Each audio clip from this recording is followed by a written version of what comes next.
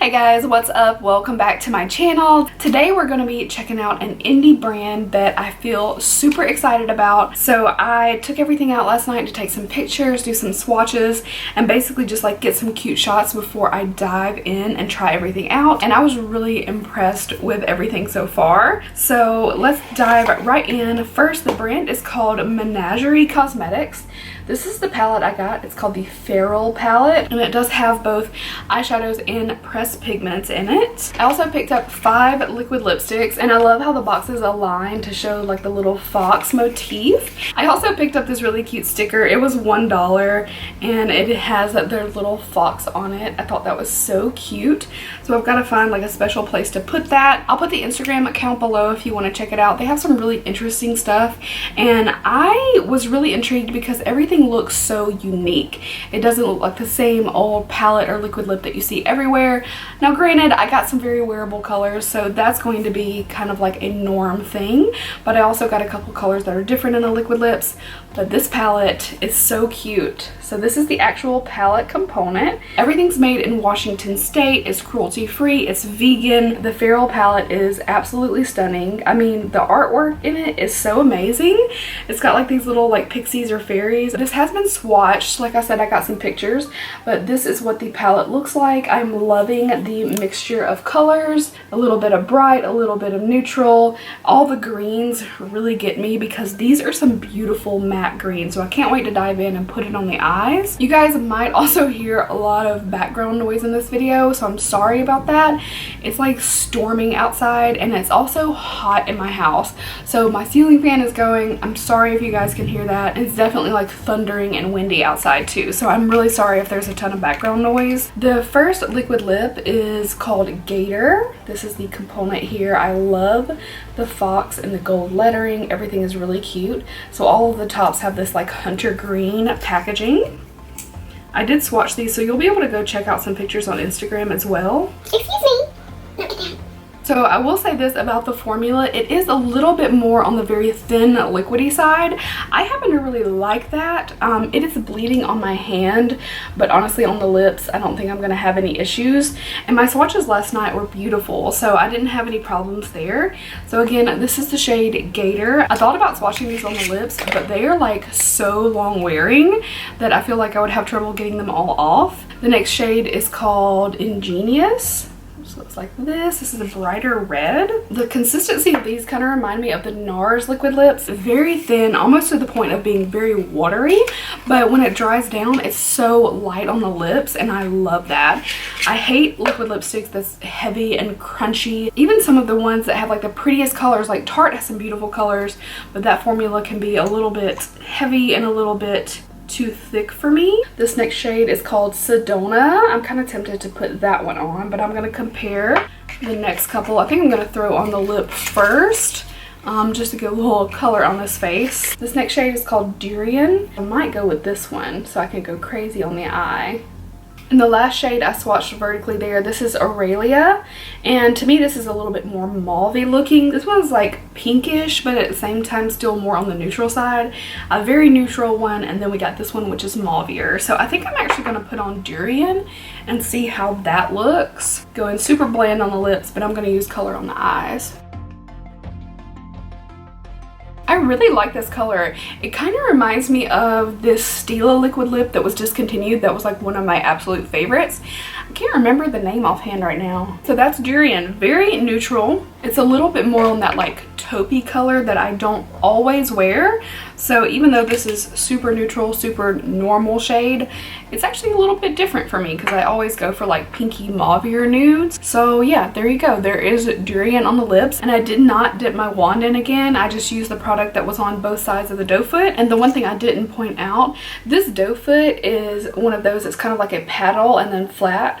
So you actually have both sides to work with, and I did not need to dip back in and get any more product. I will say I had a little issue with the red color. It seemed like the seal on the inside that kind of holds the product in was maybe not that great, maybe a little bit faulty, and I kind of spilled it Actually got a little bit on my carpet, so ugh. But it's just like a packaging thing. Shit happens every once in a while. There's like a defective or faulty thing, but again, it is a very thin liquid formula, so if you do decide to pick any of these up, just be careful that you're not turning it all the way over.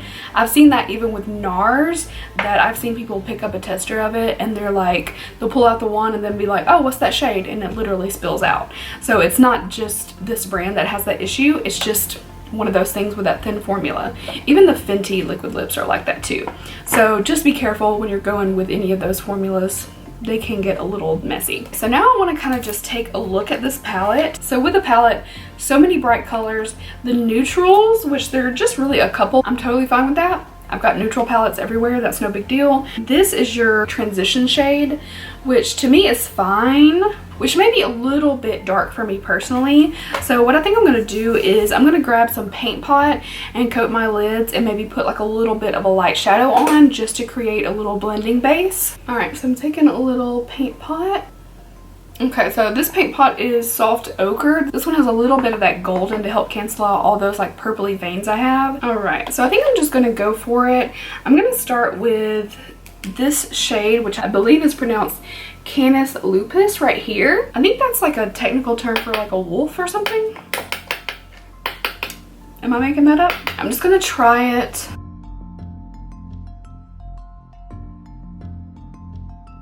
She's got some pigment.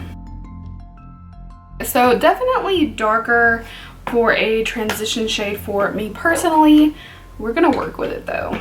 It's nice though that at least for someone with medium to deeper skin, you've still got maybe somewhat of a transition between this and the shade Alpha next to it. I'm gonna just dip into my Lunatics contour palette with this shade right here and just soften up this color a little bit. And I'm gonna take Night Eyes, which is the bright yellow. Ooh, she's bright. Wow, that pigmentation. I'm gonna take Fenris right here. I wanna call it Fenrir Grayback. Do you get it? Just wanna say, I'm gonna take the darker green Ivy right here. And then with a larger clean brush, I'm just gonna start blending. I'm gonna take a little bit of Night Eyes, the yellow. I'm tapping off all the excess and then going over the edge. I wanna use all these colors. Like, I just want you guys to see these matte, which I believe these are pressed pigments because I don't know how else this was possible. Look at those colors. Like, I don't want you guys to miss out on knowing how pigmented those are. Oh, it's so nice. All right, my camera decided to overheat, so I went ahead and just kind of matched this eye. The next thing that I did is put Alpha, which is the shade right here, and I did go ahead and do it on this eye. So I'm doing it just tight right into the lower lash line. Okay, I just want to use everything. I'm gonna swatch these shimmers for you and then we're gonna pick which one I'm gonna use. So we have Pack Leader. This shade is called Wolfling, which is looks like a duochrome.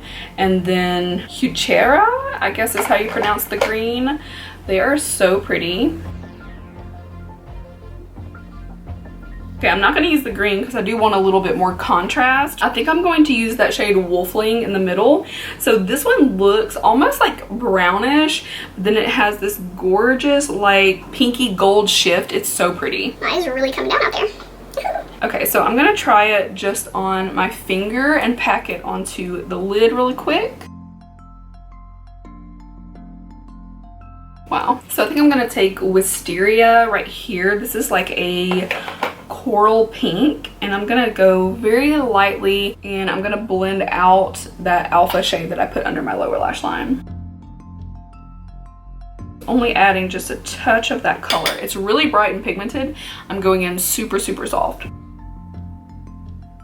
And I just realized I hadn't put on any highlight, so I'm gonna go for Beverly Hills from Ochre. Little touch, little glow.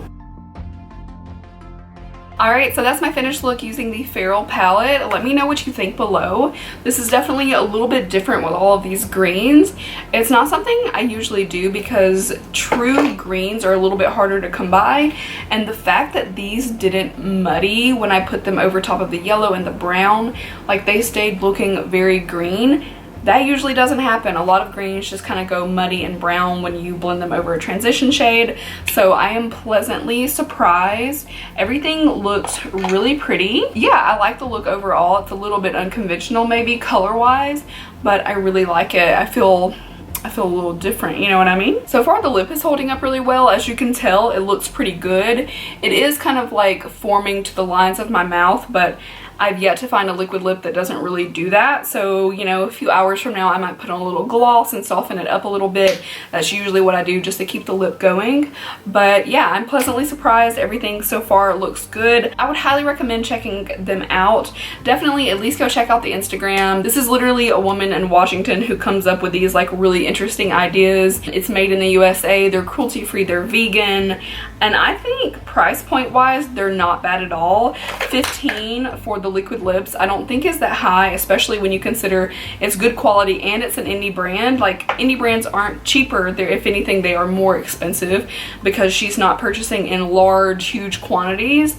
So that kind of has to be taken into account. I'll put the price of the palette on the screen because I honestly can't remember right offhand, but I think it's pretty decent, especially when you consider the pigmentation and how it all blended out. Overall, I'm really happy, so I hope you guys enjoyed seeing this video. Let me know below what you think.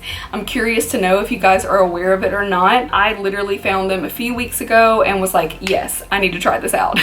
So I'm really happy that I did, and I hope you guys enjoyed. Thank you so much, and I will see you in my next video. Bye.